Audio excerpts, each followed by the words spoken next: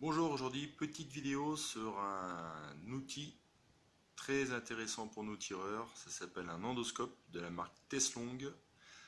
Donc actuellement, avec les frais de port des États-Unis, les douanes, tout ça, ça revient à 70 € le modèle USB qu'il faudra brancher sur votre ordinateur. Voilà.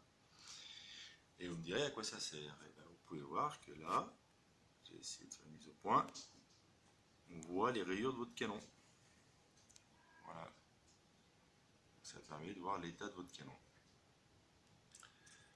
Quand vous faites ceci, là j'ai pris par exemple sur mon canon de 708, je fais des photos où je démarre prise de rayure, donc tout de suite la jonction à la fin du collet de l'étui et le début du canon, ce que j'appelle moi le freeboard, c'est le tout début de vos rayures, et après j'ai marqué plus 5, plus 10, plus 15, plus 20 cm.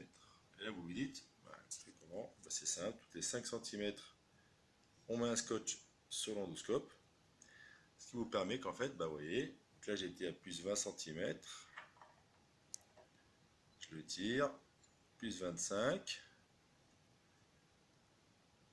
je choisis une image qui me va bien de ma rayure, je fais une photo, après je la renomme,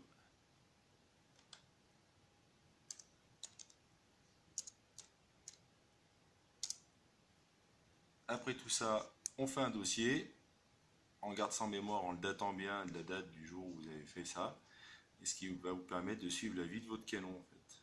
Donc le top c'est de réaliser ça sur un canon neuf, nettoyé, comme ça on a notre valeur de référence, et de suivre, après vous pouvez vous amuser entre chaque séance, savoir comment il s'est sali, comment une fois que vous avez fait votre procédure normale de nettoyage, ce que ça donne dans le canon. Par exemple sur ce canon là, on voit très bien que l'encuivrage il se fait sur les à peu près 17 premiers centimètres du canon, et tout le reste du canon, il est clean quoi. Et donc il faudrait presque améliorer le nettoyage sur ces premiers centimètres de canon, et voilà.